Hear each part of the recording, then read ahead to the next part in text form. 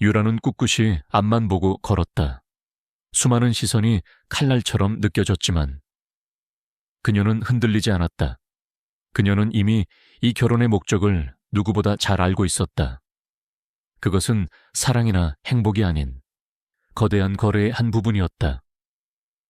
한시 가문의 부도 위기를 JK그룹의 막대한 자금으로 막아내는 것, 그리고 그 대가로 JK그룹의 후계자, 그것도 문제아 후계자의 아내가 되는 것, 그녀의 모든 감정을 무표정이라는 가면 아래 숨긴 채 그녀는 묵묵히 버진로드를 걸어 나갔다. 유라는 냉정하게 말을 이었다. 한씨 가문이 망한 건 당신들의 탐욕과 무능함 때문이지. 제 탓이 아닙니다. 자업자득이라는 말 모르세요. 그리고 마침내 단상 앞에 서 있는 남자와 마주했다. 그녀는 더 이상 그들의 감정적인 호소에 휘둘리는 과거의 한유라가 아니었다. 그녀는 JK그룹 총수의 동반자이자 그의 가장 신뢰받는 파트너였다. 결국 박소현과 한미래는 아무것도 얻지 못한 채 쫓겨나듯 저택을 떠나야 했다. 그들의 몰락은 신문에 작게 실렸고 사람들의 기억 속에서 금세 잊혀갔다. 강지훈 소문대로 그는 눈을 뗄 수 없을 만큼 잘생긴 남자였다. 조각가가 심혈을 기울여 빚은 듯한 완벽한 이목구비. 커다란 키와 넓은 어깨는 최고급 턱시도 아래에서도 빛을 발했다. 하지만 그의 눈은 초점이 없었고 입계는 희미한 미소가 걸려 있었다. 그의 손에는 하객들의 시선은 아랑곳하지 않는다는 듯 작은 자동차 장난감이 들려 있었다. 그 모습은 영락없는 어린아이였다. 한편 지우는 박민혁의 세력을 뿌리 뽑기 위해 전광석화처럼 움직였다. 그는 박민혁이 빼돌린 비자금을 추적하여 회수했고 그와 결탁했던 이사들을 모두 해임했다. 그 과정에서 유라의 역할은 절대적이었다. 그녀는 뛰어난 분석력으로 얽히고 설킨 자금의 흐름을 파악하고 박민혁의 약점을 정확히 짚어냈다. 그녀가 밤새워 정리한 보고서는 지훈의 가장 날카로운 무기가 되었다. 주례사가 오가는 동안 강지훈은 계속해서 장난감을 만지작거렸다. 유라는 텅 빈 눈동자 속에 감춰진 무언가가 있을 것이라고 애써 생각하지 않으려 했다. 그저 그가 정말로 소문처럼 순수한 영혼을 가진 바보일 뿐이라고 믿으려 했다. 그 편이 훨씬 단순하고 쉬웠으니까. 그녀는 그의 옆에 서서 마치 투명 인간이 된 것처럼 조용히 존재했다. 그 거대한 공간 속에서 두 사람은 섬처럼 고립되어 있었다. 어느 날 지우는 유라를 데리고 한강이 내려다 보이는 고급 레스토랑으로 향했다. 그곳에는 JK그룹의 주요 임원들이 모두 모여 있었다. 모두가 어색한 표정으로 새로운 총수와 그의 동반자를 맞이했다. 식사 도중 한 임원이 조심스럽게 물었다. 서약을 할 시간이 되자 지우는 주례의 말을 이해하지 못하는 듯 멀뚱멀뚱 서 있었다. 옆에 서 있던 비서로 보이는 남자가 다급하게 귀속말을 하자 그제야 고개를 끄덕였다. 그 모습에 하객들 사이에서는 얕은 비웃음이 터져나왔다. 유라는 조용히 숨을 내쉬며 이 모든 굴욕적인 순간이 빨리 끝나기만을 바랐다. 총수님, 앞으로 사모님께서는 계속 내조만 하실 예정이십니까? 반지를 교환하는 순간이었다. 지훈이 유라의 손을 잡고 반지를 끼워줄 때 그의 손가락이 그녀의 손등을 스쳤다. 그 순간 유라는 자신을 바라보는 지훈의 눈과 마주쳤다. 텅 비어있던 그의 검은 눈동자 속에서 찰나의 순간 번개처럼 날카롭고 차가운 빛이 스쳐 지나갔다. 그것은 모든 것을 꿰뚫어 보는 듯한 깊고 예리한 시선이었다. 그 질문에는 여자는 경영에 나서는 것이 아니다 라는 낡은 편견이 담겨 있었다. 지우는 와인잔을 내려놓고 유라를 바라보며 부드럽게 미소 지었다. 그리고는 모두를 향해 선언했다. 유라는 저도 모르게 숨을 멈췄다. 하지만 다시 보니 그의 눈은 언제 그랬냐는 듯 다시 순진무구한 어린아이의 그것으로 돌아와 있었다. 그 눈동자는 어떤 복잡한 감정이나 지성도 담고 있지 않은 그저 맑고 순수한 어린아이의 눈이었다. 아니요, 제 동반자는 단순한 내조를 할 사람이 아닙니다. 여러분도 곧 알게 되겠지만 그녀는 JK그룹에 꼭 필요한 인재입니다. 내가 잘못 본 건가? 그는 자리에서 일어나 유라를 위해 의자를 빼주며 말했다. 짧은 결혼식은 그렇게 끝이 났다. 유라는 강지훈의 아내라는 새로운 이름표를 달고 JK그룹의 거대한 성과 같은 저택으로 향했다. 차 안에서 지훈은 창밖 풍경에 신기해하며 아이처럼 웃었고 유라는 아무 말 없이 그를 바라보았다. 아까 보았던 그 눈빛은 단순한 착각이었을까?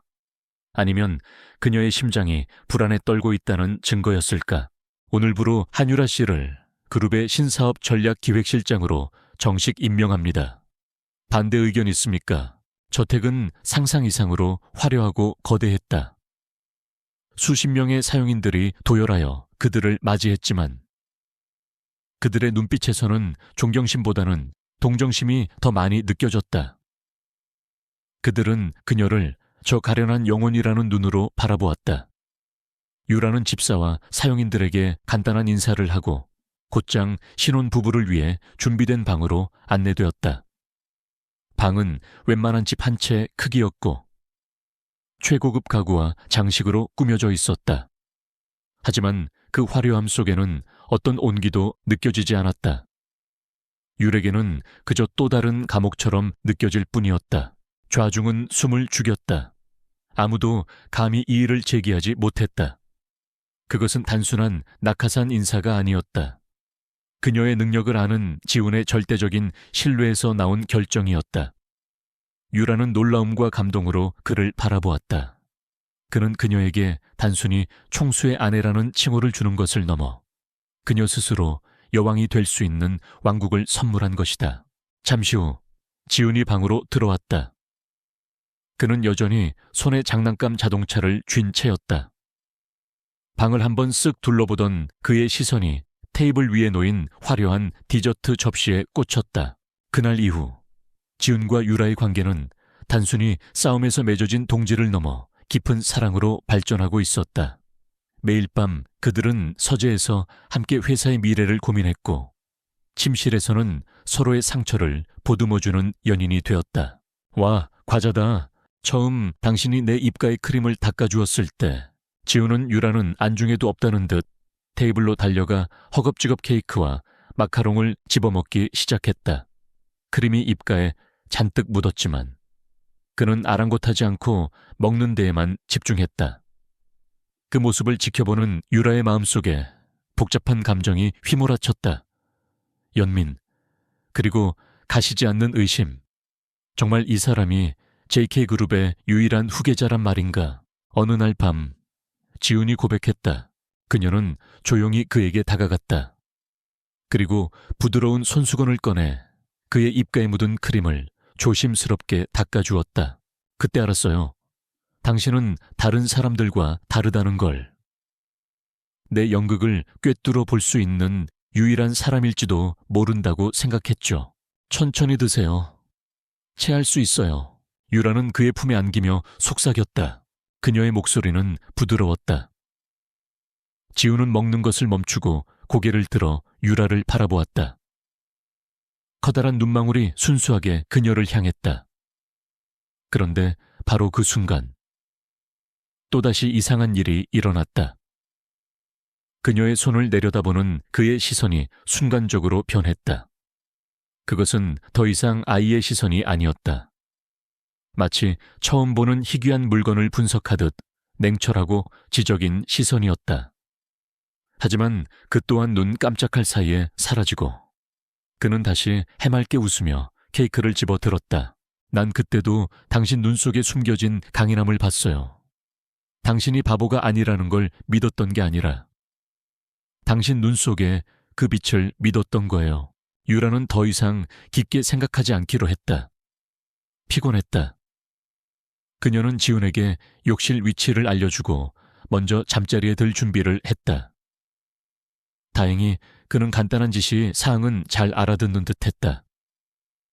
거대한 침대의 한쪽에 유라가 누웠고 반대편에 지훈이 누웠다. 그는 침대에 눕자마자 아이처럼 몸을 웅크리고는 금세 새근새근 잠이 들었다. 그들의 사랑은 그렇게 시작되었다.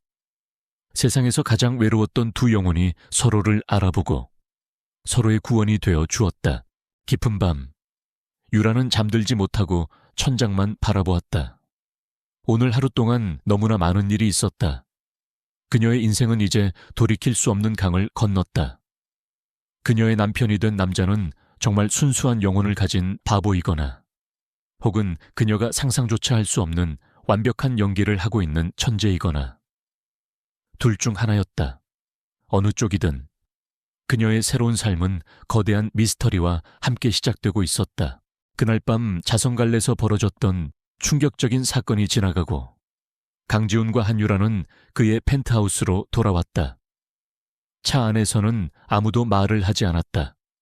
하지만 그 침묵은 더 이상 어색하거나 차갑지 않았다. 무대 위에서 강지훈이 보여주었던 모습, 그리고 그가 자신에게 털어놓았던 미안하다는 한마디는 두 사람 사이에 존재했던 모든 벽을 허물어뜨렸다. 지훈은 운전기사에게 먼저 가라고 손짓한 후 유라를 부드럽게 이끌어 자신의 서재로 향했다. 그녀는 어둠 속에서 조용히 잠든 남자의 얼굴을 바라보았다. 달빛에 비친 그의 얼굴은 평온해 보였다. 하지만 유라는 직감했다. 이 거대한 저택과 이 남자에게는 보이는 것 이상의 비밀이 숨겨져 있다는 것을, 그리고 그 비밀의 한가운데 그녀가 서게 되었다는 것을. 서재는 거대한 책장과 묵직한 서류철로 가득 차 있었지만 유에게는 이제 더 이상 딱딱한 업무 공간으로 느껴지지 않았다. 그녀는 그곳에서 지훈의 외로운 싸움의 흔적을 보았고 그의 고독을 이해하게 되었다. 두 사람은 잠시 동안 말없이 서로를 응시했다. 무대 위에서의 냉혹한 총수의 모습은 온데간데 없었다. 그의 눈에는 깊은 후회와 함께 유라가 한 번도 본 적 없는 진솔한 감정이 담겨 있었다. 당시 저택에서의 첫날 밤은 낯선 고요함 속에서 시작되었다. 한유라는 이른 시간에 잠에서 깼다. 옆을 보니 거대한 침대의 주인인 강지훈은 여전히 아이처럼 몸을 웅크린 채 깊은 잠에 빠져 있었다. 어젯밤, 그녀는 뜬 눈으로 밤을 지새우다시피 했다. 그의 얼굴에 스쳤던 그 날카로운 눈빛의 잔상이 머릿속을 떠나지 않았기 때문이다. 그녀는 조심스럽게 침대에서 내려와 방을 둘러보았다. 방 한쪽에는 서재로 이어지는 문이 있었다. 호기심에 안으로 들어서자 사방의 벽을 가득 메운 책장에 압도당했다. 미안해요. 그의 목소리는 거의 속삭임에 가까웠다. 당신을 위험에 빠뜨려서 이렇게까지 할 생각은 없었지만 더는 당신을 내 뒤에 숨길 수 없었어요. 언젠가 그가 당신을 공격할 것이라는 것을 알고 있었지만 저는 아래층으로 내려가자 거대한 다이닝홀에서 냉랭한 기운이 감돌았다. 식탁에는 지훈의 삼촌이자 JK그룹의 부회장인 강민혁과 그의 아내가 앉아 있었다. 강민혁은 중후한 멋이 있는 중년 신사였지만 부드러운 미소 뒤에 숨겨진 차갑고 계산적인 눈빛을 유라는 놓치지 않았다. 유라는 그의 옆에 앉은 남자를 바라보았다. 바보, 침묵의 보호자, 그리고 냉철한 총수. 모두가 그였다. 흩어져 있던 모든 퍼즐 조각이 마침내 제자리를 찾았다. 그녀의 눈에 눈물이 차올랐다. 슬픔이 아닌 거대한 안도감과 깊은 유대감에서 비롯된 눈물이었다. 아침 일찍 일어났군. 어젯밤 잠자리는 편했는지 모르겠네. 알고 있었어요. 그녀가 나지막이 대답했다. 당신이 연기하고 있다는 거. 강민혁이 겉으로는 다정한 목소리로 물었지만 그 안에는 가시가 숨어 있었다.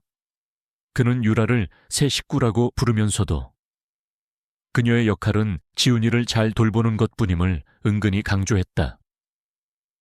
그녀를 아내라기보다는 고급 간병인 정도로 취급하는 태도였다. 그때 하녀의 손에 이끌려 지훈이 모습을 드러냈다. 그는 잠이 덜 깬 얼굴로 식탁에 앉자마자 달콤한 팬케이크를 달라고 졸랐다. 팽팽한 긴장감이 흐르는 식탁의 분위기는 아랑곳하지 않는 모습이었다. 어떻게? 지훈이 놀란 표정으로 물었다. 식사 도중 지훈은 갑자기 손을 휘저었다가 오렌지 주스 컵을 쳤다. 컵이 넘어지면서 주스가 강민혁의 값비싼 양복 위로 쏟아졌다. 처음에는 반신반의했어요. 루빅스 큐브를 맞추는 당신의 손놀림. 그리고 하녀의 실수에서 저를 보호하려 했던 그 순간들을 보면서 확신하게 됐죠. 당신의 행동은 바보의 우연한 실수가 아니라 모든 것을 계산한 완벽한 연기였다는 것을요. 어머나 죄송합니다. 부회장님. 하인들이 달려와 수선을 피웠다. 그의 입가에 처음으로 희미하고 진실된 미소가 떠올랐다. 가면은 완벽하게 벗겨졌다. 이제 두 사람은 더 이상 비밀을 숨기는 연기자와 그의 유일한 관객이 아니었다. 함께 폭풍우를 마주할 진정한 파트너였다. 강민혁의 얼굴에서 온화한 미소가 순간적으로 사라지고 짜증 섞인 표정이 스쳐 지나갔다. 하지만 그는 곧바로 표정을 관리하며 괜찮다. 아이가 그럴 수도 있지 라며 대범하게 웃어 보였다. 유라는 그 모든 광경을 조용히 지켜보고 있었다. 정말 단순한 실수였을까? 아니면 저 순진한 얼굴 뒤에 숨어 모든 것을 계산한 고도의 행동이었을까? 유라의 의심은 더욱 깊어졌다. 이제 모든 것을 말해 주시겠어요. 며칠이 흘렀다. 유라는 저택에서의 생활에 조금씩 적응해 나갔다. 그녀는 지훈과 함께 시간을 보냈다. 그에게 동화책을 읽어주거나 넓은 정원을 함께 산책했다. 사용인들은 그녀를 겉으로는 사모님이라 부르며 깍듯하게 대했지만 그들의 등 뒤에서는 경멸과 동정의 시선이 느껴졌다. 이상한 결혼으로 하루아침에 신데렐라가 된 근본 없는 여자. 그것이 그들이 유라를 보는 시선이었다. 유라가 조심스럽게 물었다. 당신이 왜 그런 연기를 해야 했는지. 그리고 당신 부모님의 사고는 정말 단순한 사고였나요? 그러던 어느 날 오후 응접실 소파에 앉아있던 유라는 테이블 위에 놓인 흐트러진 루빅스 큐브를 발견했다. 아마도 주말에 다녀간 친척 아이가 가지고 놀던 것 같았다. 그녀는 무료함을 달래기 위해 큐브를 집어들고 맞춰보려 했지만 생각보다 훨씬 어려웠다. 그때 알록달록한 색깔에 흥미를 느낀 지훈이 다가와 그녀의 손에서 큐브를 가져갔다. 그는 잠시 동안 그저 신기한 듯 큐브를 이리저리 돌려보았다. 그러더니 갑자기 그의 손가락이 움직이기 시작했다. 유라는 자신의 눈을 의심했다. 그의 얼굴에서 미소가 사라졌다. 그의 눈빛은 다시 차갑게 가라앉았다. 그는 잠시 망설이다 깊은 숨을 내쉬었다. 그리고 유라에게 처음으로 온전히 털어놓는 그의 가장 깊은 상처를 이야기하기 시작했다. 지훈의 손놀림은 믿을 수 없을 정도로 빠르고 정확했다. 그의 눈은 더 이상 텅 비어 있지 않았다. 평소의 공허한 시선은 온데간데 없고 복잡한 알고리즘을 순식간에 풀어내는 천재의 눈빛으로 번뜩였다. 다다닥, 다다닥. 경쾌한 소리와 함께 큐브의 면들이 순식간에 제자리를 찾아갔다. 그리고 30초도 되지 않아 엉망이었던 큐브의 6면이 완벽하게 맞춰졌다. 지훈은 마치 간단한 마술에 성공한 것처럼 자랑스럽게 큐브를 유레게 내밀며 해맑게 웃었다. 예쁘다. 부모님은 단순한 사고로 돌아가신 게 아니었어. 그의 목소리는 낮게 잠겨 있었다. 경찰은 운전 부주의로 결론 내렸지만 난 언제나 의심했어. 사고로 가장 큰 이득을 본 사람은 삼촌이었으니까.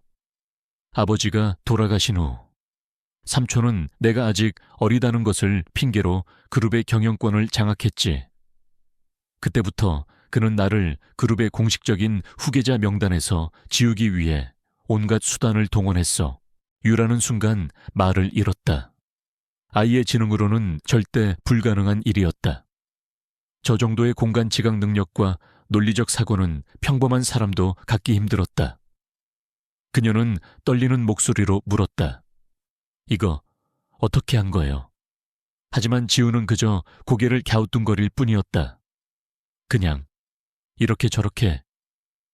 그의 눈에서 빛나던 총기는 어느새 사라지고 다시 순진한 아이의 얼굴로 돌아와 있었다. 지우는 말을 이어갔다.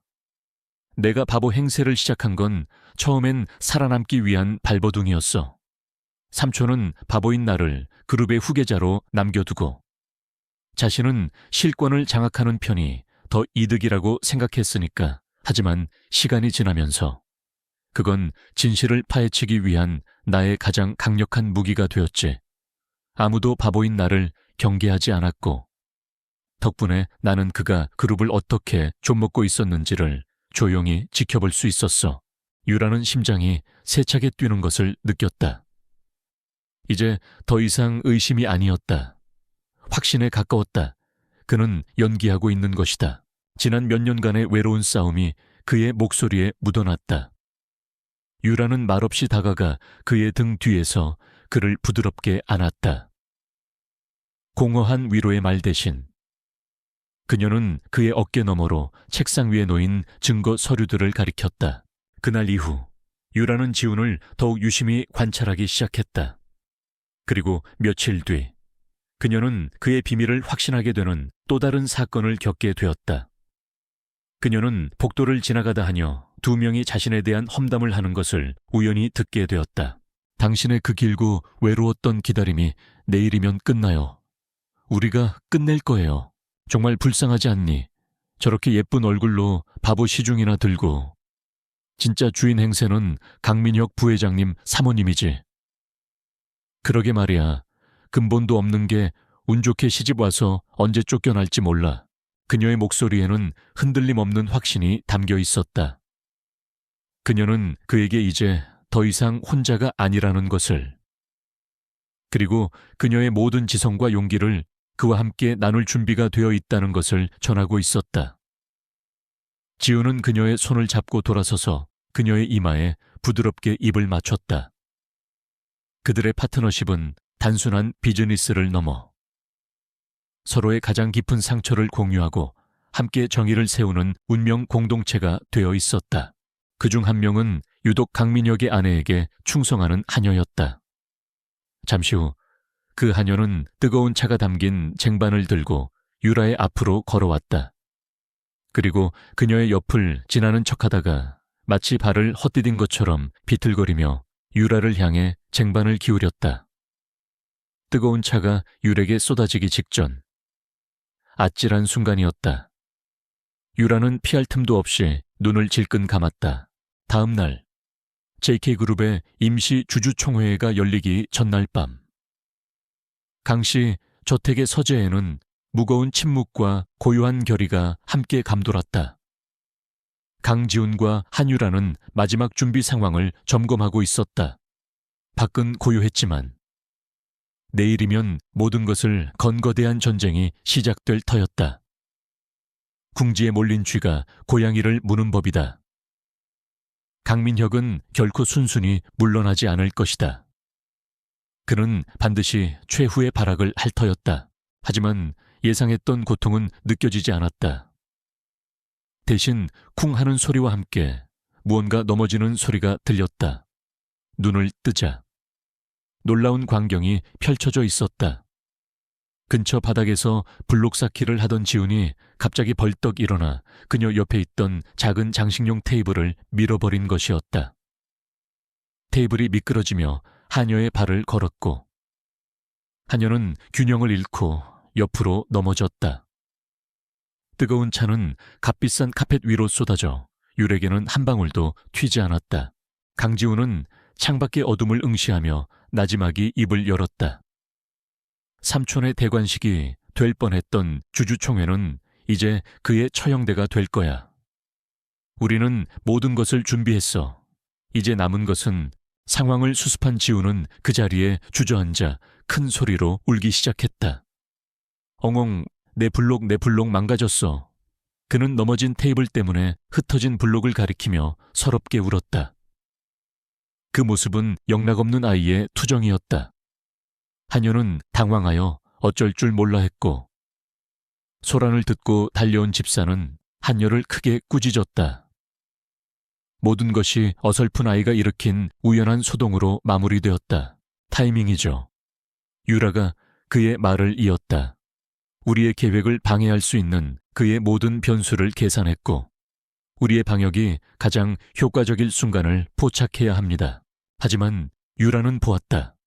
그의 움직임은 결코 우연이 아니었다. 그것은 자신을 보호하기 위해 모든 것을 순간적으로 계산한 지극히 정교하고 의도적인 행동이었다. 그는 아이의 투정이라는 완벽한 가면 뒤에 숨어 위기에 처한 그녀를 구해낸 것이다. 그들은 서로의 눈을 바라보았다.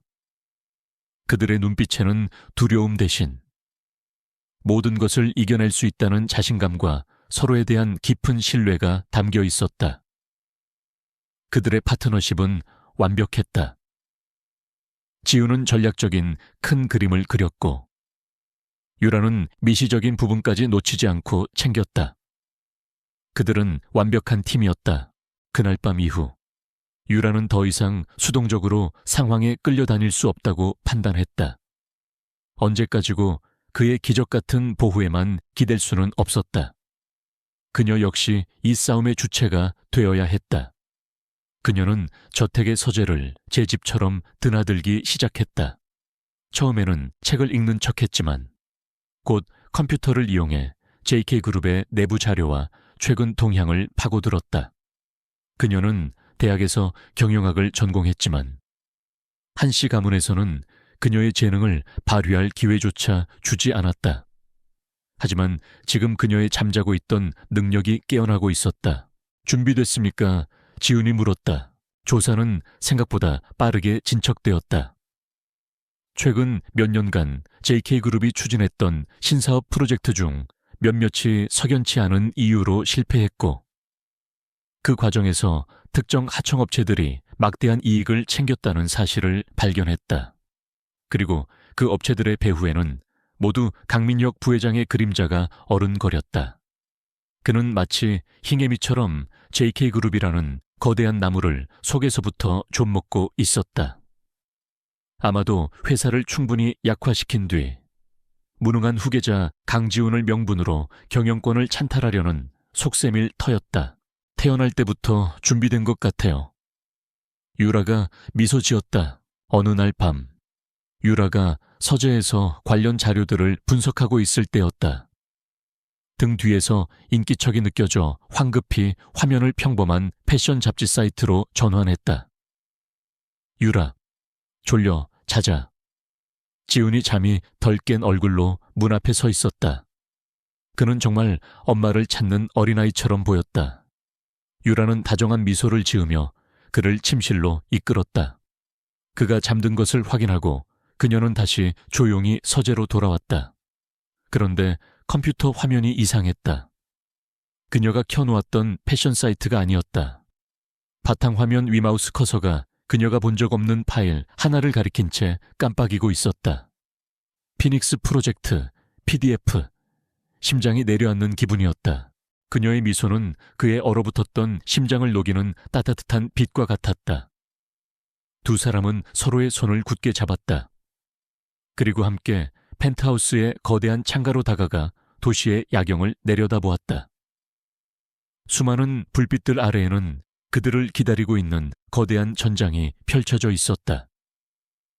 그들은 그곳을 향해 기꺼이 나아갈 준비가 되어 있었다. 유라는 떨리는 손으로 파일을 클릭했다. 파일 안에는 JK그룹의 여러 계열사 중 강민혁이 가장 집중적으로 공격하고 있는 전자소재 부문을 되살릴 수 있는 혁신적인 신기술 사업 제안서가 들어있었다. 내용은 치밀하고 비전은 놀라울 정도로 명확했다. 일반 직원이 접근할 수 없는 수준의 최고 기밀 자료였다. 지훈이, 그가 이 파일을 그녀에게 알려준 것이다. 그는 단순히 그녀를 물리적으로 보호하는 것을 넘어 그녀를 자신의 파트너로 인정하고 함께 싸우자고 손을 내밀고 있었다. 임시 주주총회가 열리기 전날 밤, 강 씨 저택의 서재에는 무거운 침묵과 고요한 결의가 함께 감돌았다. 강지훈과 한유라는 마지막 준비 상황을 점검하고 있었다. 밖은 고요했지만 내일이면 모든 것을 건 거대한 전쟁이 시작될 터였다. 궁지에 몰린 쥐가 고양이를 무는 법이다. 강민혁은 결코 순순히 물러나지 않을 것이었다. 그날 밤 이후 두 사람 사이에는 위험하고도 은밀한 침묵의 유대감이 형성되기 시작했다. 그녀는 그의 비밀을 알게 되었고 어쩌면 그 역시 그녀가 알고 있다는 사실을 눈치챘을지도 모른다. 거대한 저택 안에서 두 사람의 조용한 동맹이 막 시작되고 있었다. 우리가 가진 증거는 충분합니다. 하지만 그의 최후의 발악에 대한 대비도 완벽해야 합니다. 유라가 말했다. 그녀는 탁자 위에 펼쳐진 서류들과 차트들을 응시했다. 그것은 지난 몇 주간 그녀와 지훈, 그리고 김 비서가 밤낮 없이 매달려온 결과물이었다. 한유라가 강지훈의 비밀을 확신하게 되면서 저택에서의 하루하루는 살얼음판을 걷는 듯한 긴장감의 연속이 되었다. 그녀의 조용한 동맹자인 남편은 완벽한 어린아이의 가면을 쓰고 있었고 그녀는 그의 유일한 관객이자 공범이었다. 그리고 그들의 연극을 위협하는 적들은 호시탐탐 기회를 노리고 있었다. 지훈은 창밖에 어둠을 응시하며 나지막이 입을 열었다. 삼촌의 대관식이 될 뻔했던 주주총회는 이제 그의 처형대가 될 거야. 우리는 모든 것을 준비했어. 이제 남은 것은 예상대로 계모 박소현과 이복언니 한미래가 저택으로 찾아왔다. 결혼으로 한씨 가문의 부도를 막아준 것에 대한 보상을 요구하고 유라가 강씨 집안에서 어떤 위치를 차지했는지 염탐하려는 목적이었다. 응접실에 들어서자마자 한미래가 비아냥거렸다. 타이밍이죠. 유라가 그의 말을 이었다. 우리의 계획을 방해할 수 있는 그의 모든 변수를 계산했고 우리의 방역이 가장 효과적일 순간을 포착해야 합니다. 어머, 유라야, 그새 얼굴이 폈구나. 사모님 소리 들으니까 살만한가 보지. 그들은 서로의 눈을 바라보았다. 그들의 눈빛에는 두려움 대신 모든 것을 이겨낼 수 있다는 자신감과 서로에 대한 깊은 신뢰가 담겨 있었다. 그들의 파트너십은 완벽했다. 지훈은 전략적인 큰 그림을 그렸고 유라는 미시적인 부분까지 놓치지 않고 챙겼다. 그들은 완벽한 팀이었다. 박소현 여사는 마치 자기 집 안방인 것처럼 소파에 깊숙이 몸을 묻고 유라를 하녀 부리듯 말했다. 목이 마르구나. 가서 시원한 차나 좀 나오라. 그 자리에는 강민혁 부회장과 그의 아내도 함께 있었다. 그들은 마치 유라를 궁지에 몰기 위해 연합전선이라도 형성한 듯 보였다. 유라는 묵묵히 일어서서 차를 준비했다. 분노나 수치심은 느껴지지 않았다. 그저 눈앞의 상황을 분석하고 최선의 대응을 생각할 뿐이었다. 준비됐습니까? 지훈이 물었다. 지훈은 소파 옆 카펫 위에서 장난감 기차를 가지고 놀고 있었다. 시끄럽게 떠드는 어른들의 대화에는 전혀 관심이 없다는 듯. 오직 자신의 장난감 세계에만 몰두해 있었다. 한미래는 그런 지훈을 노골적으로 멸시하며 혀를 찼다. 태어날 때부터 준비된 것 같아요. 유라가 미소 지었다. 저런 애랑 한 침대를 쓴다니. 유라, 넌 정말 비위도 좋다. 그녀의 미소는 그의 얼어붙었던 심장을 녹이는 따뜻한 빛과 같았다. 두 사람은 서로의 손을 굳게 잡았다. 그리고 함께 펜트하우스의 거대한 창가로 다가가 도시의 야경을 내려다보았다.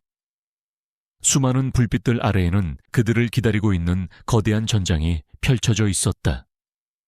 그들은 그곳을 향해 기꺼이 나아갈 준비가 되어 있었다. 그때였다. 한미래가 자리에서 일어나 응접실을 둘러보는 척하다가 유라의 옆을 스쳐 지나갔다. 그녀의 어깨가 받침대 위에 놓여있던 값비싼 청자 화병을 교묘하게 쳤다. 화병이 균형을 잃고 유라 쪽으로 기울어졌다. 모든 것이 계획된 함정이었다. 화병이 깨지면 그 책임은 고스란히 가장 가까이 있던 유에게 돌아갈 터였다. 부주의하고 칠칠 맞지 못한 며느리라는 낙인을 찍기 위한 비열한 수작이었다. 다음 날 주주총회장은 수많은 주주들과 이 사진, 그리고 열띤 취재 경쟁을 벌이는 기자들로 가득 차 있었다. 강지훈과 한유라가 회의장으로 들어서자 모든 이의 시선이 그들에게 쏠렸다. 두 사람은 흔들림 없는 모습으로 하나의 강력하고 통일된 전선을 형성하고 있었다. 모두의 시선이 집중된 찰나, 아무도 예상치 못한 일이 벌어졌다. 칙칙폭폭 기차 장난감을 쫓던 지훈이 갑자기 바닥을 미끄러지듯 달려들었다. 그의 몸이 정확하게 화병 받침대의 아랫부분과 부딪혔다. 받침대는 화병이 떨어지는 반대 방향으로 밀려났고, 공중에서 흔들리던 화병은 포물선을 그리며 바로 옆에 있던 푹신한 1인용 안락의자 위로 떨어졌다. 쿵 하는 소리와 함께 수억 원을 호가하는 청자는 흠집 하나 없이 안전하게 착지했다. 지우는 의자 밑으로 굴러 들어간 기차를 집어들고 환하게 웃었다. 찾았다. 그가 아니었다면 벌어졌을 아수라장은 안중에도 없는 천진난만한 모습이었다. 한미래와 박소연은 순식간에 벌어진 상황에 입을 다물지 못했다. 강민혁은 순간적으로 눈을 가늘게 뜨고 지훈을 관찰했다. 그의 눈빛에는 단순한 놀람 이상의 날카로운 의심이 스쳐 지나갔다. 유라는 쿵쾅거리는 심장을 애써 진정시켰다. 두려움과 함께 가슴 깊은 곳에서부터 뜨거운 감사함이 차올랐다. 그는 또다시 그녀를 지켜주었다. 그날 밤 이후 유라는 더 이상 수동적으로 상황에 끌려다닐 수 없다고 판단했다. 언제까지고 그의 기적 같은 보호에만 기댈 수는 없었다. 그녀 역시 이 싸움의 주체가 되어야 했다. 그녀는 저택의 서재를 제 집처럼 드나들기 시작했다.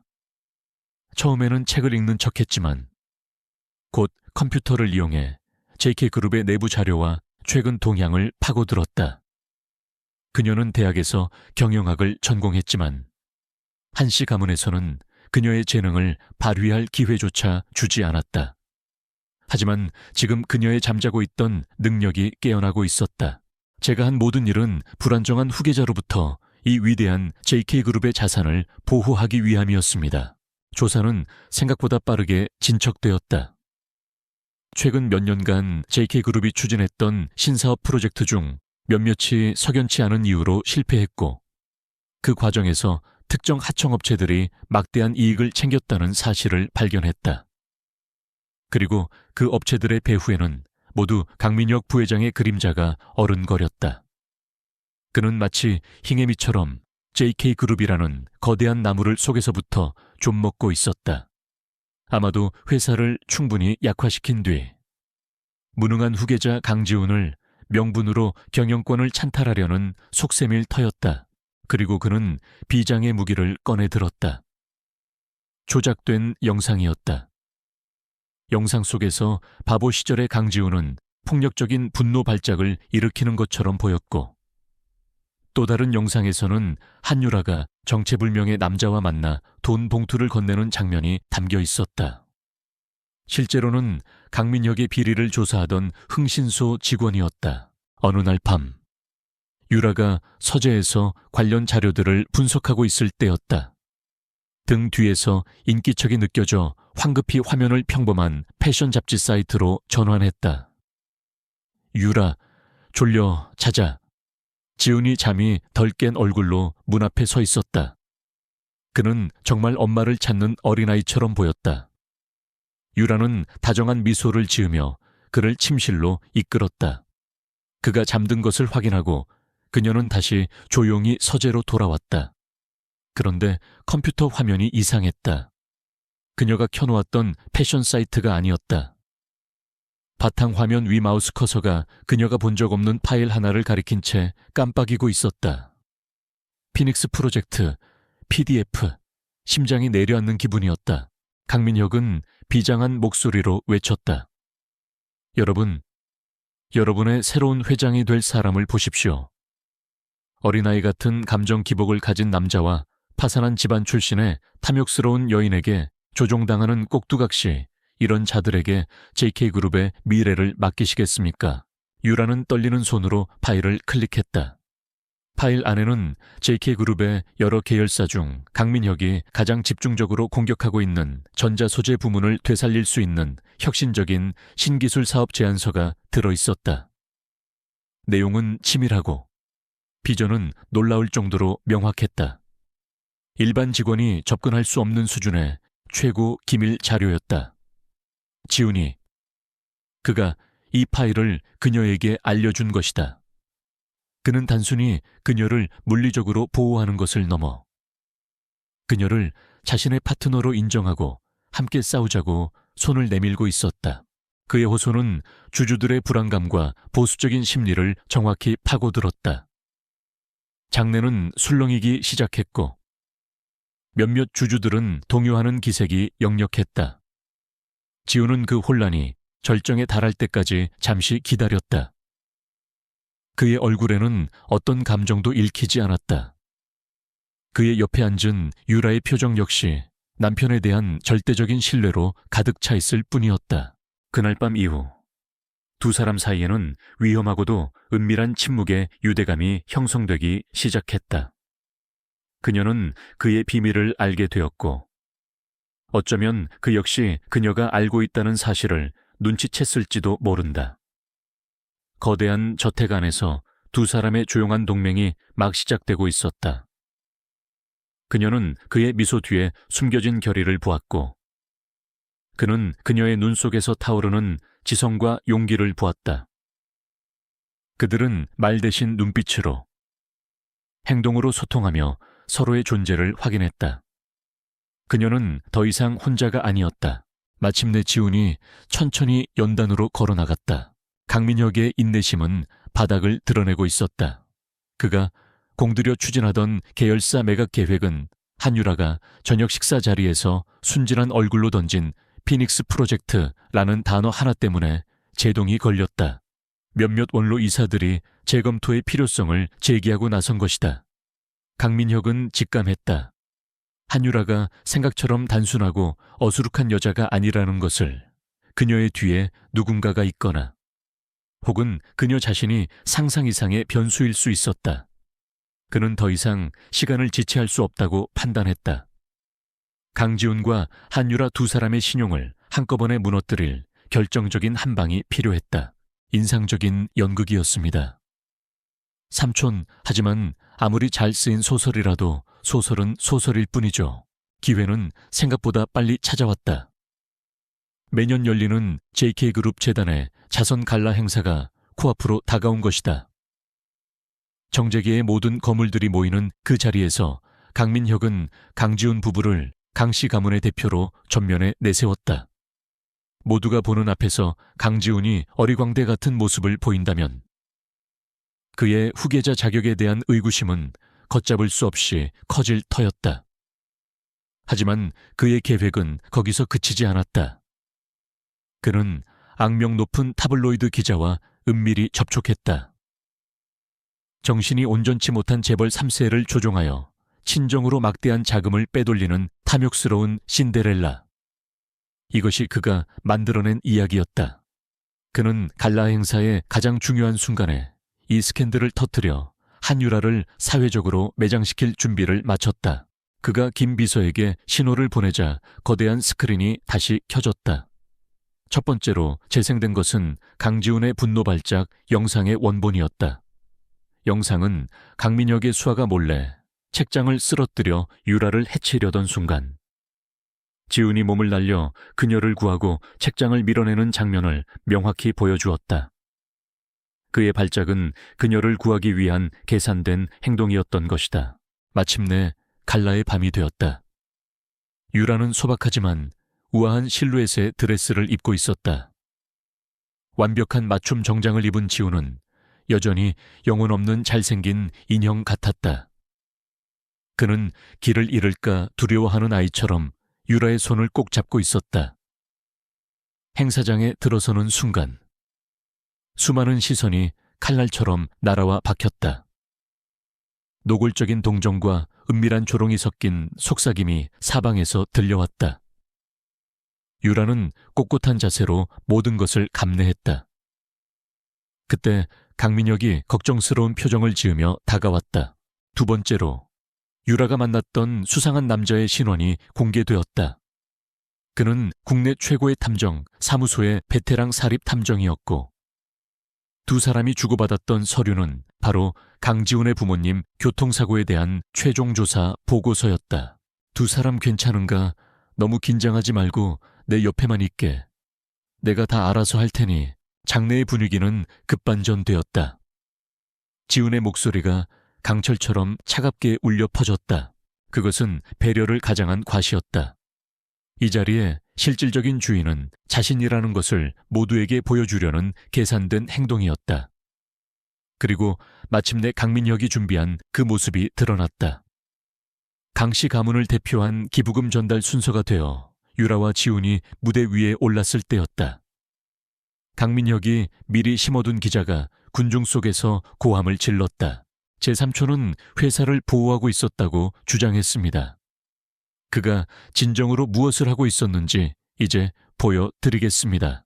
한유라 씨, 강지훈 씨의 정신이 온전치 못한 점을 악용하여 JK재단의 기금을 친정회사로 빼돌리고 있다는 게 사실입니까? 스크린의 하나에 녹취 파일이 재생되었다. 그것은 강민혁과 몇 년 전 교통사고를 일으켰던 화물차 운전기사와의 대화였다.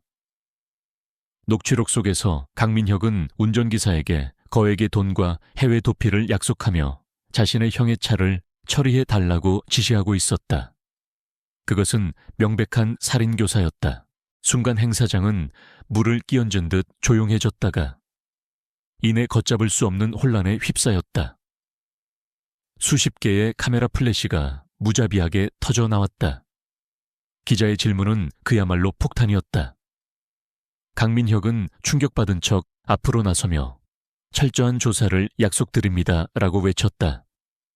상황을 장악하고 유렉의 완벽한 올가미를 씌우려는 수작이었다. 자격으로 참석한 유라의 계모와 언니는 통쾌한 미소를 감추지 못했다. 회의장은 경악과 분노로 폭발했다.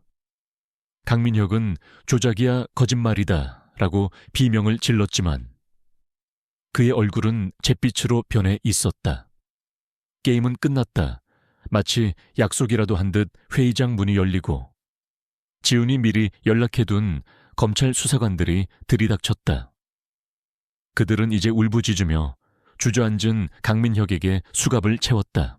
유라는 무대 위에서 완전히 고립된 채 차가운 굴욕감에 몸이 얼어붙었다. 빠져나갈 길이 보이지 않았다. 머릿속이 하얗게 비어버린 바로 그 순간 그녀의 손을 잡고 있던 지훈의 손에 부드럽게 힘이 들어왔다. 유라가 고개를 돌려 그를 바라보았다.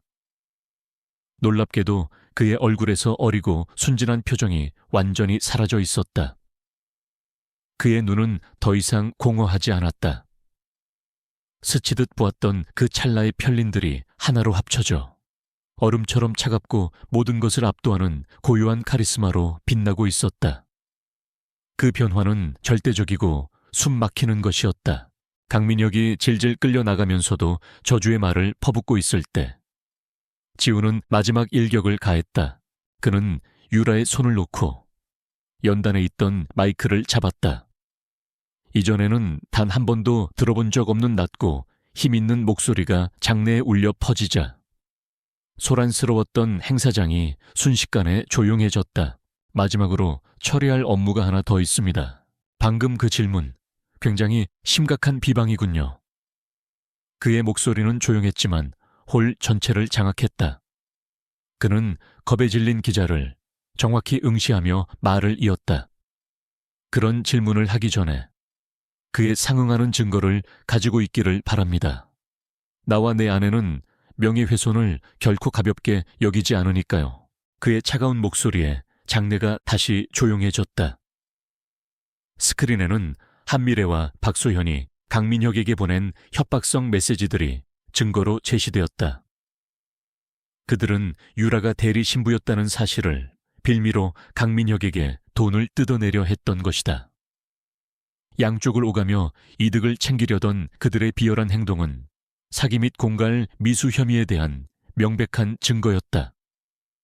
이것으로 한씨 가문의 법적, 사회적 몰락에 완벽한 쐐기가 박혔다. 메시지는 분명했다. 부패에 연루된 자는 누구든 뿌리 뽑힐 것이다.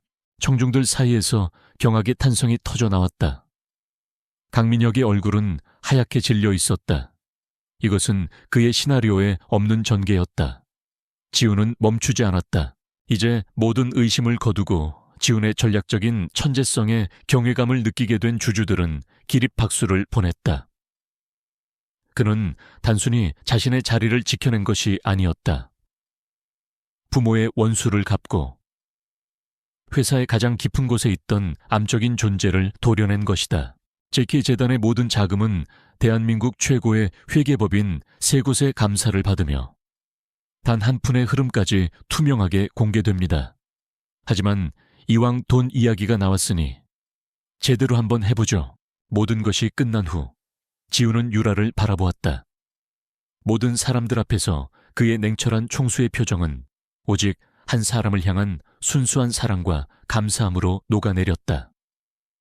유라 역시 빛나는 눈으로 그에게 미소 지었다. 두 사람은 마침내 승리했다. 그는 배경의 그림자처럼 서 있던 김 비서에게 눈짓을 보냈다.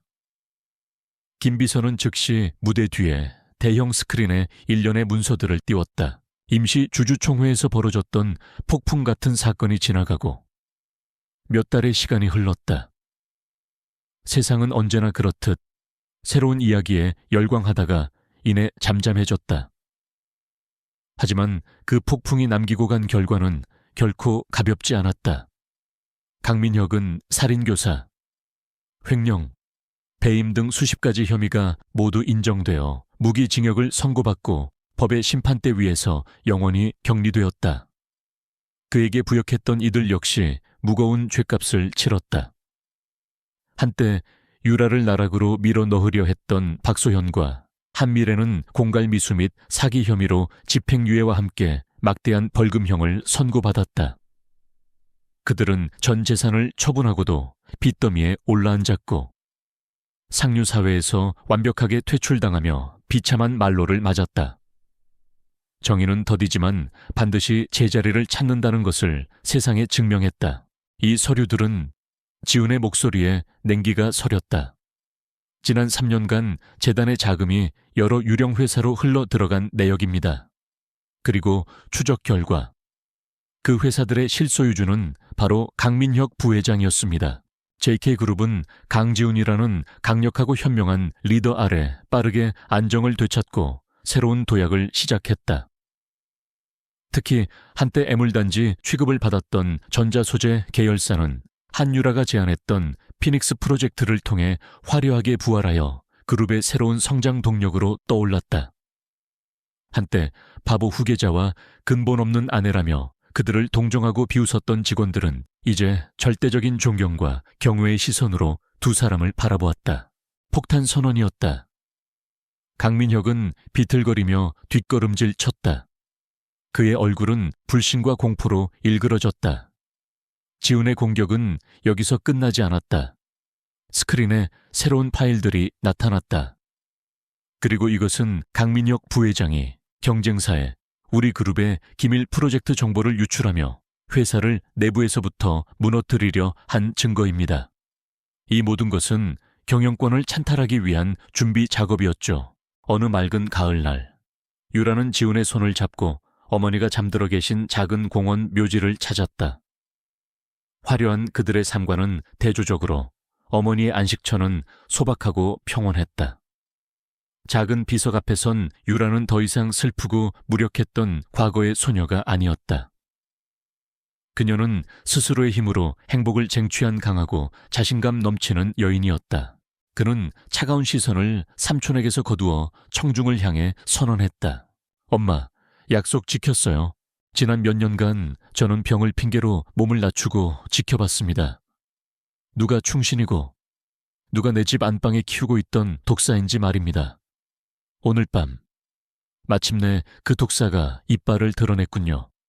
하지만 자신이 누구를 물려고 했는지는 잊어버린 모양입니다. 그녀는 지훈의 손을 꼭 잡은 채 나지막이 속삭였다. 꿋꿋하게 내 삶을 스스로 개척하면서 잘 살겠다고 한 약속이요. 이젠 정말 행복해요. 그것은 그녀의 과거에 대한 완벽한 작별 인사였다. 지훈은 아무 말 없이 그녀의 어깨를 감싸 안았다. 그의 조용하지만 굳건한 존재감은 그 어떤 말보다 더 큰 위로였다. 행사장은 완벽한 아수라장이 되었다. 경호원들이 질질 끌려 나간 채 떨고 있는 강민혁을 끌고 나갔다. 기자들은 미친 듯이 카메라 셔터를 눌러댔다. 그 아수라장의 한가운데서 지훈은 여전히 충격에서 벗어나지 못한 율에게 다가갔다. 그는 부드럽게 그녀의 손을 잡고 무대 아래로 이끌며 수많은 플래시로부터 그녀를 보호했다. 저택으로 돌아오는 길, 유라는 차창 밖으로 스쳐 지나가는 풍경을 보며 생각에 잠겼다. 처음 이 저택에 발을 들였을 때 그곳은 차갑고 거대한 감옥처럼 느껴졌다. 하지만 이제 그곳은 그녀가 돌아가고 싶은 따뜻하고 사랑이 넘치는 집이 되어 있었다. 두 사람은 저택의 정원을 함께 걸었다. 한때 바보 지훈과 함께 어색하게 산책하던 바로 그 길이었다. 차가 출발하고 문이 닫히자 숨 막히는 침묵이 흘렀다. 마침내 그가 그녀를 돌아보았다. 무대 위에서의 냉혹한 총수의 모습은 온데간데 없었다. 그의 눈에는 깊은 후회와 유라가 한 번도 본 적 없는 진솔한 감정이 담겨 있었다. 솔직히 말하면 그때 정말 힘들었어요. 지훈이 옛 추억을 떠올리며 웃었다. 당신의 친절함에 아무렇지 않은 척 연기하는 게 얼마나 어려웠는지, 당신이 내 상처를 치료해주고 내 입가를 닦아주던 그 순간들이 내가 지난 몇 년간 처음으로 느껴본 진정한 온기였어요. 미안해요. 그의 목소리는 거의 속삭임에 가까웠다. 당신을 위험에 빠뜨려서 이렇게까지 할 생각은 없었지만 더는 당신을 내 뒤에 숨길 수 없었어요. 유라가 미소로 답했다. 나는 그때도 당신 눈 속에 숨겨진 강인함을 봤어요. 당신이 바보가 아니라는 걸 믿었던 게 아니라 당신 눈 속에 그 빛을 믿었던 거예요. 유라는 옆에 앉은 남자를 바라보았다. 바보, 침묵의 보호자, 그리고 냉철한 총수. 모두가 그였다. 흩어져 있던 모든 퍼즐 조각이 마침내 제자리를 찾았다. 그녀의 눈에 눈물이 차올랐다. 슬픔이 아닌 거대한 안도감과 깊은 유대감에서 비롯된 눈물이었다. 그때 지훈이 걸음을 멈추고 그녀를 진지하게 바라보았다. 그는 주머니에서 작은 벨벳 상자를 꺼냈다. 상자 안에는 화려하면서도 깊이 있는 다이아몬드 반지가 눈부신 빛을 발하고 있었다. 알고 있었어요. 그녀가 나지막이 대답했다. 당신이 연기하고 있다는 거. 우리의 첫 시작은 필요와 계략으로 얽혀 있었죠. 그래서 난 당신에게 제대로 된 결혼식도, 제대로 된 프로포즈도 해주지 못했어요. 그의 입가에 처음으로 희미하고 진실된 미소가 떠올랐다. 가면은 완벽하게 벗겨졌다. 이제 두 사람은 더 이상 비밀을 숨기는 연기자와 그의 유일한 관객이 아니었다. 함께 폭풍우를 마주할 진정한 파트너였다. 그는 유라의 앞에 한쪽 무릎을 꿇었다. 강민혁의 인내심은 바닥을 드러내고 있었다. 그가 공들여 추진하던 계열사 매각 계획은 한유라가 저녁 식사 자리에서 순진한 얼굴로 던진 피닉스 프로젝트라는 단어 하나 때문에 제동이 걸렸다.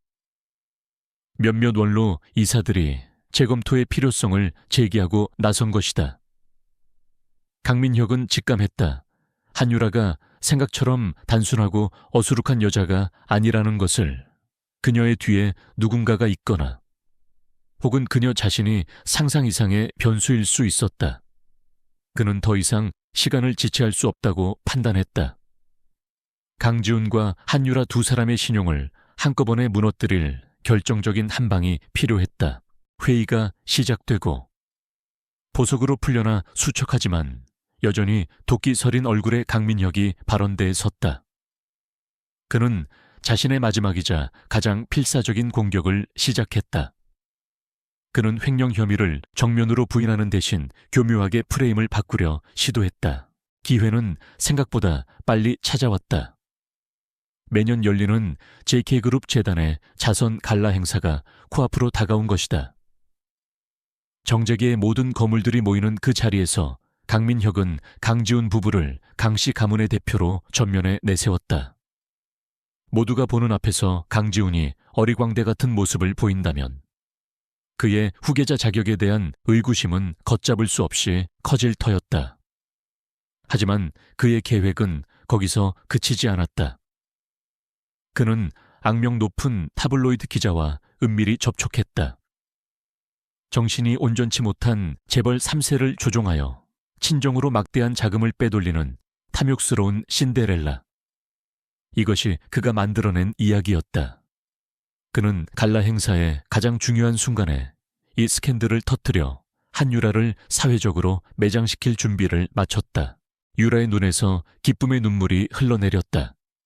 그녀는 고개를 끄덕였고 지우는 그녀의 손가락에 끼워져 있던 낡은 결혼 반지를 빼고 새로운 반지를 끼워주었다. 그것은 두 사람의 진정한 시작을 알리는 신성한 의식이었다. 그리고 그들의 입술이 서로에게 닿았다. 그것은 단순한 입맞춤이 아니었다. 외로움과 고통의 시간을 함께 견뎌낸 두 영혼이 서로에게 닿는 순간이었다. 세상에서 가장 차갑고 고독했던 두 사람이 마침내 서로의 온기를 찾아 하나가 되었다. 마침내 갈라의 밤이 되었다. 유라는 소박하지만 우아한 실루엣의 드레스를 입고 있었다. 완벽한 맞춤 정장을 입은 지우는 여전히 영혼 없는 잘생긴 인형 같았다. 그는 길을 잃을까 두려워하는 아이처럼 유라의 손을 꼭 잡고 있었다. 행사장에 들어서는 순간 수많은 시선이 칼날처럼 날아와 박혔다. 노골적인 동정과 은밀한 조롱이 섞인 속삭임이 사방에서 들려왔다. 유라는 꼿꼿한 자세로 모든 것을 감내했다. 그때 강민혁이 걱정스러운 표정을 지으며 다가왔다. 두 사람의 사랑은 이제 막 가장 빛나는 페이지를 넘기고 있었다. 두 사람 괜찮은가? 너무 긴장하지 말고 내 옆에만 있게. 내가 다 알아서 할 테니 1년 후. 강지훈과 한유라는 모두가 우러러보는 진정한 파워 커플이 되었다. 그들은 회사에서는 냉철한 카리스마를 가진 최고의 비즈니스 파트너였고 집에서는 함께 요리를 하고 서재에서 책을 읽으며 웃음꽃을 피우는 사랑스러운 부부였다. 그들의 이야기는 한 편의 드라마처럼 사람들의 입에 오르내렸다. 한때 그들을 비웃고 동정했던 사람들은 이제 부러움과 경외의 시선으로 그들을 바라보았다. 그것은 배려를 가장한 과시였다. 이 자리에 실질적인 주인은 자신이라는 것을 모두에게 보여주려는 계산된 행동이었다. 그리고 마침내 강민혁이 준비한 그 모습이 드러났다. 강씨 가문을 대표한 기부금 전달 순서가 되어 유라와 지훈이 무대 위에 올랐을 때였다. 강민혁이 미리 심어둔 기자가 군중 속에서 고함을 질렀다. 어느 눈부신 저녁, 두 사람은 개인 요트 위에서 아름다운 석양을 바라보고 있었다. 강지훈은 바람에 흩날리는 유라의 머리카락을 부드럽게 쓸어 넘겨주며 그녀의 이마에 입을 맞췄다. 한유라 씨, 강지훈 씨의 정신이 온전치 못한 점을 악용하여 JK재단의 기금을 친정회사로 빼돌리고 있다는 게 사실입니까?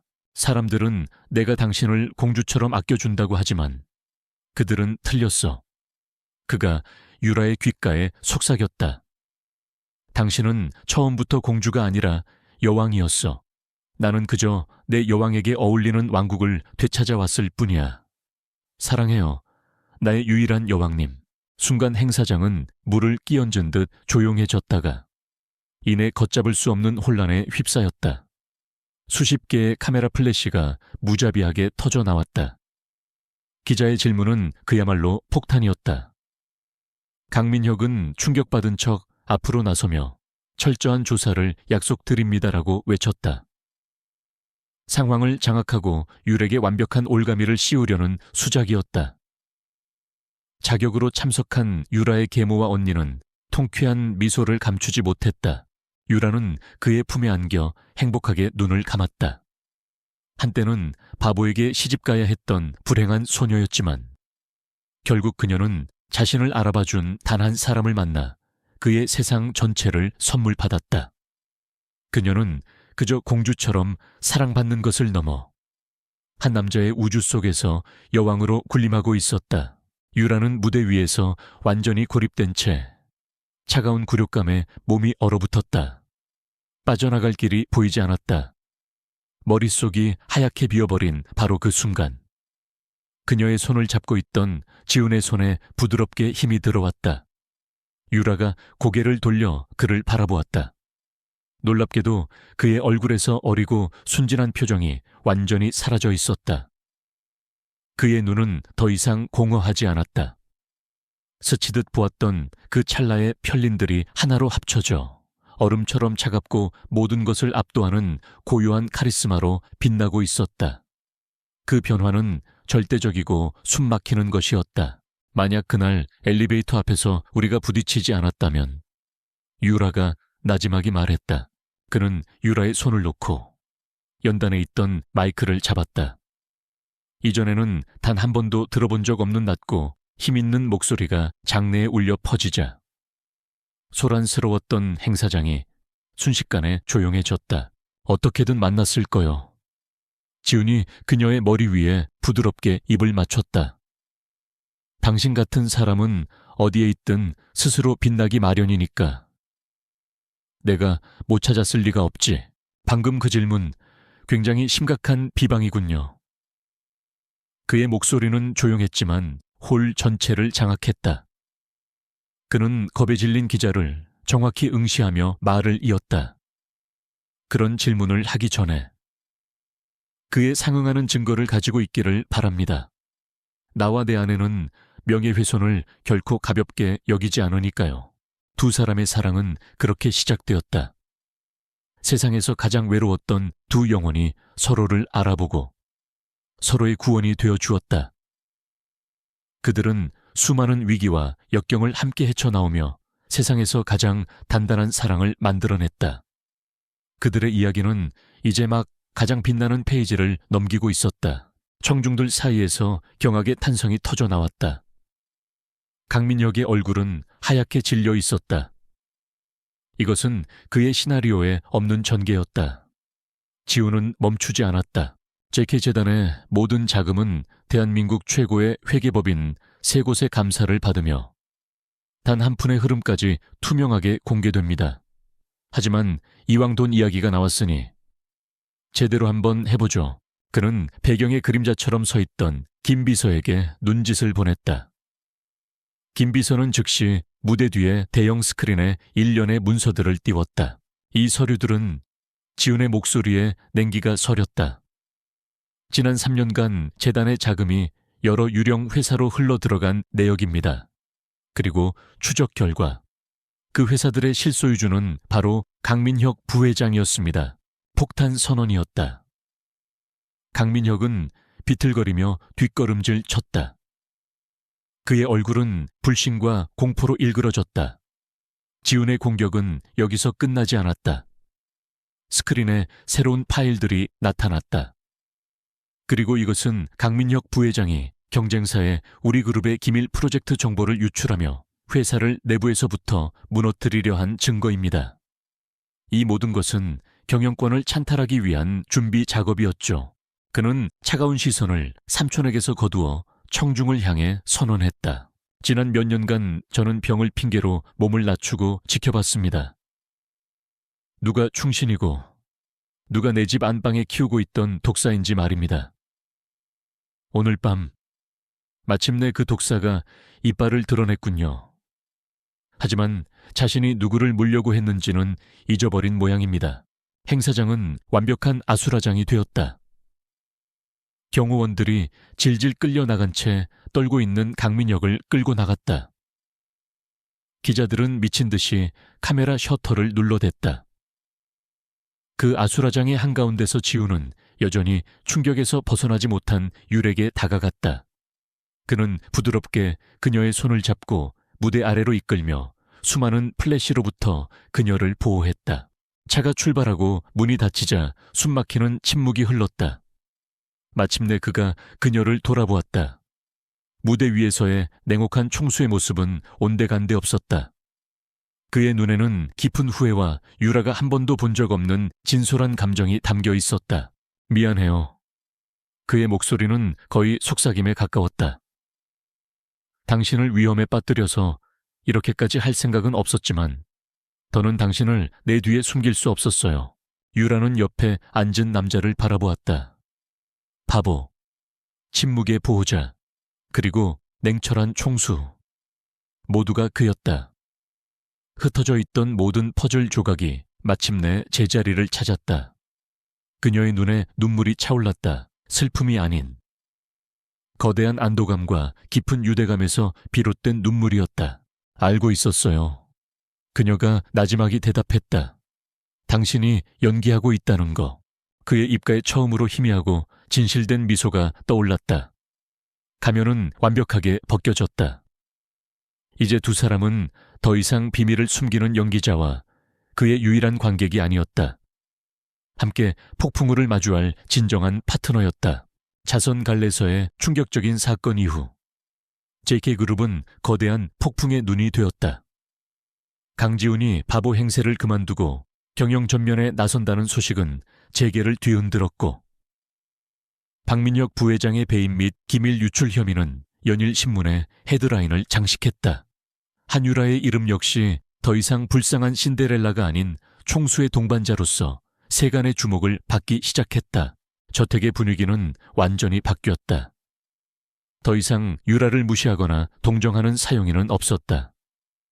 그들의 눈에는 경외와 두려움이 서려 있었다. 하지만 율에게는 그런 변화보다 더 중요한 것이 있었다. 바로 그녀의 옆에 선 남자, 강지훈의 변화였다. 가면을 벗은 그는 완전히 다른 사람이었다. 그는 더 이상 어린아이처럼 굴지 않았고 그의 모든 말과 행동에는 그룹의 총수다운 무게감과 카리스마가 실려 있었다.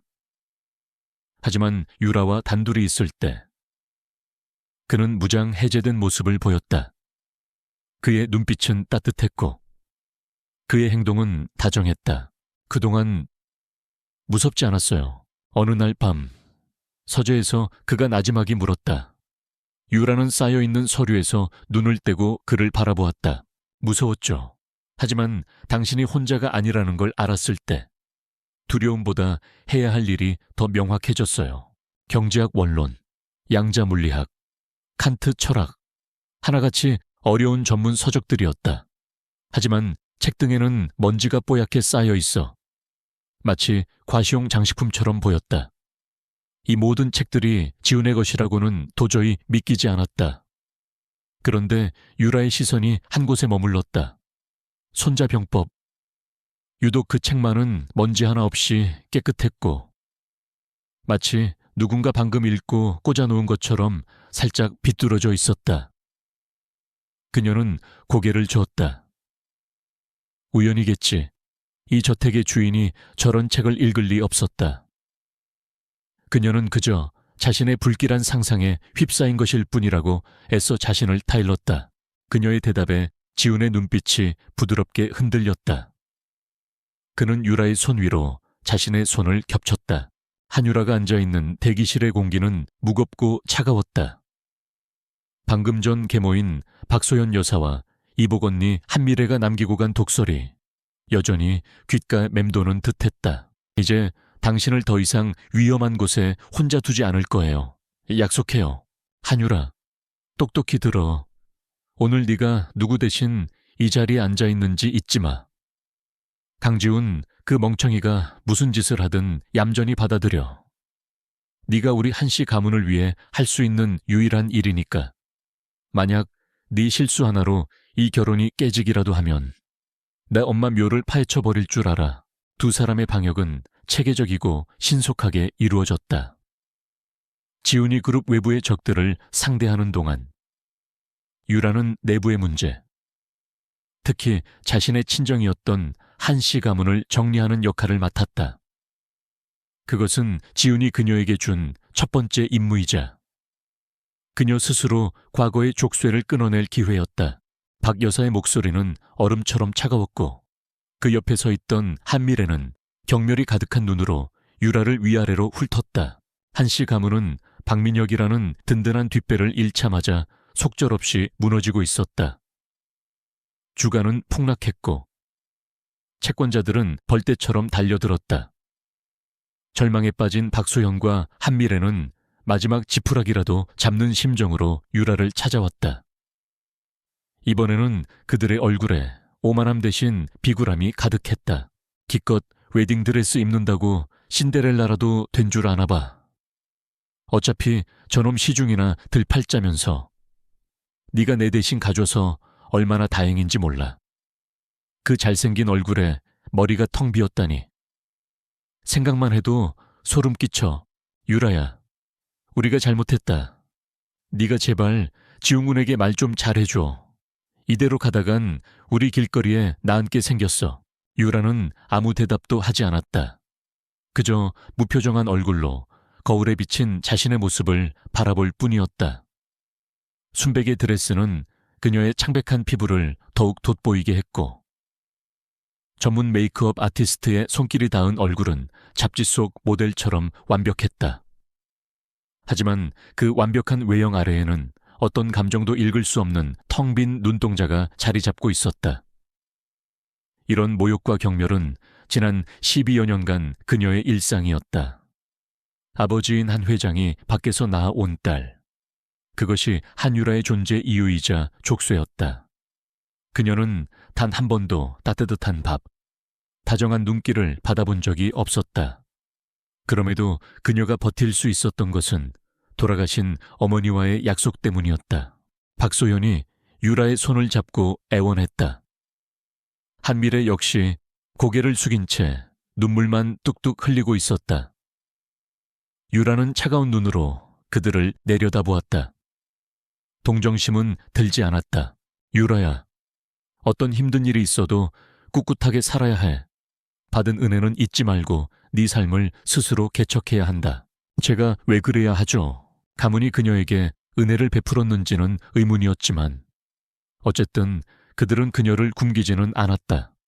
그리고 이제 그 밥값을 치를 시간이 온 것이다. 이 결혼이 끝나면 그녀는 비로소 한씨 가문이라는 굴레에서 벗어날 수 있을 터였다. 자유라는 한 조각 희망이 그녀를 버티게 해주는 유일한 힘이었다. 유라의 차가운 반문에 박소현의 얼굴이 굳어졌다. 결혼식장에 들어서는 순간 수군거리는 소리가 파도처럼 밀려왔다. 하객들은 모두 대한민국을 좌지우지하는 재계와 정계의 거물들이었다. 그들의 눈에는 호기심과 동정, 그리고 약간의 조소가 뒤섞여 있었다. 뭐 우리가 그래도 널 키워줬는데 신부가 한밀의 양이 아니라던데. 정말이군.